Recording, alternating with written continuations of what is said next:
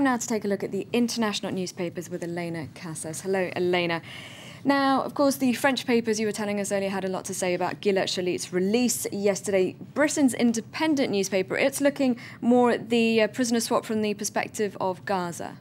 Well, they've got that same emotional photo that lots of the French papers had on their front page of Shalit being reunited with his father.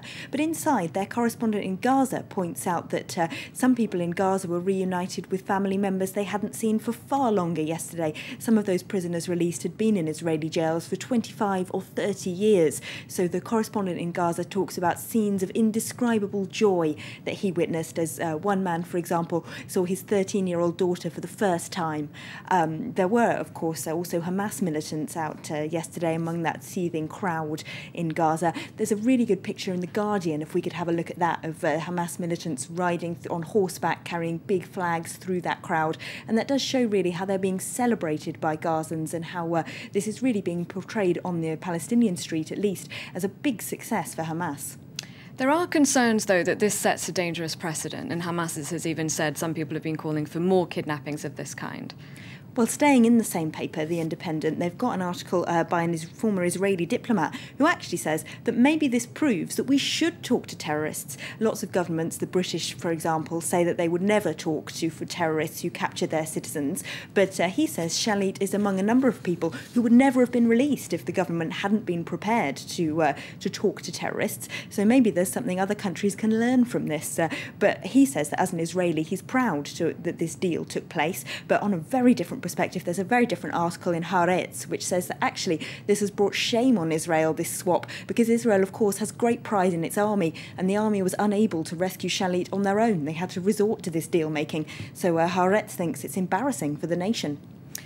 Now, moving on, recently there was a high-profile conference on ending violence in the Basque region, and it's widely rumoured that ETA might be announcing it's going to be putting down its weapons. That's at least what the delegates were calling for. Spanish paper El País is quite cynical about this, though. It's still not good enough unless the group disbands completely. That's what one editorial in El País says today. They say there's a lot of political convenience going on here. The ETA, well, its former leaders at least, are keen to announce that they have renounced violence in time for the 20th of November general election, so they can put themselves behind a legitimate pro-Basque independence political party and go out looking for votes. The ruling Socialist Party, according to El País, also see an electoral advantage in this. They want to be shown as having negotiated an end to ETA, and they hope that will win them some votes in a general election they're widely expected to lose.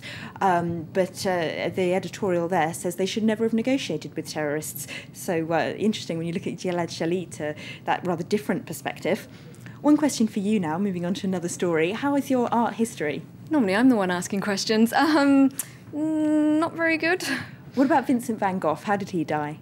He killed himself, didn't he? Well, not according to a new book. They reckon, the authors of this new book, that he may have been accidentally killed by two young men who might have been playing around in a cornfield with a gun and shot him by accident. Now, that's been in lots of papers recently, including in The Guardian, but their art critic, Jonathan Jones, gives this new theory pretty short shrift. He says that this would mean we'd have to look at all of Van Gogh's later paintings in a different light, because, of course, they're quite dark and brooding, and critics would normally say that proves he was in a suicidal state of mind.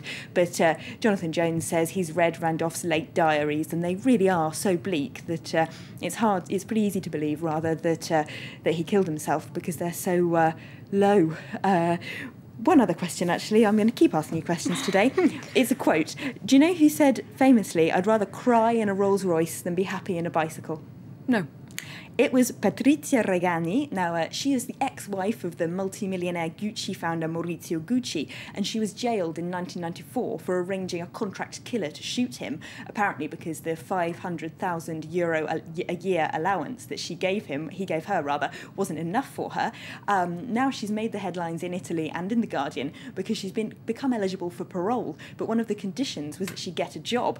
But she's staying inside, actually, for the time being, because she told the parole board, "I've never worked in my life, and I'm not starting now."